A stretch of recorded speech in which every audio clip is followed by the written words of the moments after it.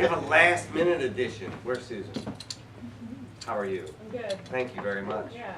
I love your sweater too, by the way. Thanks. Totally irrelevant to anything that's about to happen. But. Susan Hope Lanier earned an MFA in creative writing from Columbia College in 2012. Currently lives, writes, and photographs in Chicago, Illinois. Part of the Curbside publishing crew. I'm going to totally pronounce this wrong. Her work has appeared in Analemma. Did I get that right? I'm going to totally pronounce this right. Hair Trigger, Hobart Pulp, and The Spoiler's Hand, which totally sounds like a science fiction Star Wars thing. And in collaboration with Guest Press Books.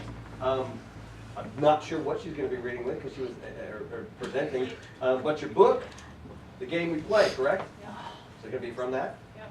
It's going to be from her book, The Game We Play, which now I'm anxious to read.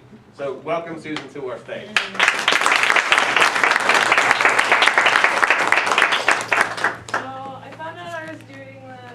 Yesterday, so I decided I was going to read from the shortest story in the book, which is about a page long, but I already know I'm going to fuck it up.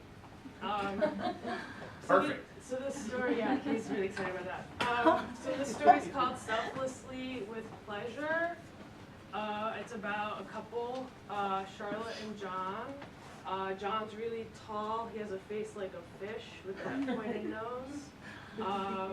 Charlotte is about 5'5", really pale skin, looks like 2% milk, so it's almost blue.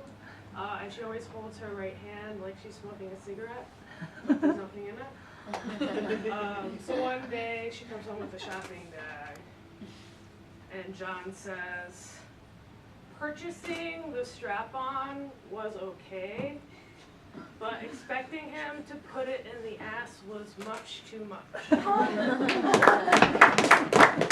Charlotte, his wife of 12 years, had crossed a line. So why a woman in a straight monogamous marriage would buy a strap-on and expect to do anything other than put it in her husband's ass is anyone's guess. Thing is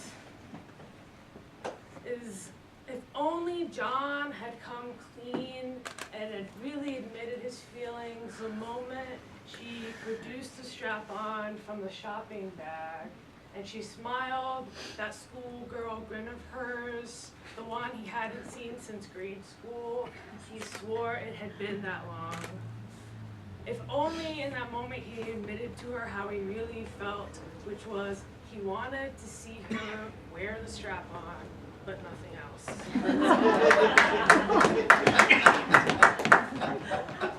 He knew Charlotte was the kind of woman who would don the dildo selflessly and with pleasure.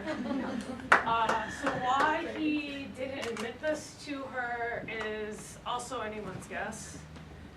Perhaps it was because he didn't realize this was a fantasy he wanted until he saw it just then, the dildo, the strap-on, for the first time. From that day forward, he would often think about the strap-on, what its pink tip might look like poking out of her bathrobe as she did the dishes or the laundry, or she crawled on all fours to retrieve one of his stray New Balance sneakers from under the sofa. But he never admitted any of this to her. Instead, she took it out of the bag. He said him putting it in his ass was much too much. And she playfully tapped it on his lower lip and said, come on, don't be all sour. For a moment, for a fraction of a moment, he thought he might lick the tip.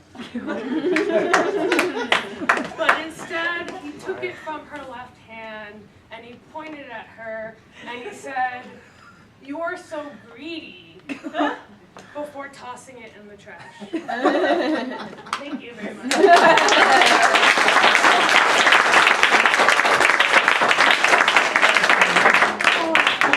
So the whole point of this is to bring lots of different genres together into one place, and I feel like before we even got to that, we've done pretty good.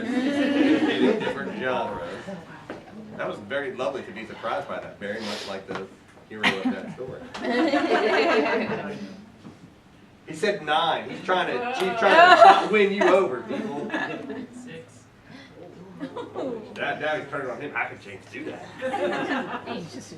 8. What do you say, 12?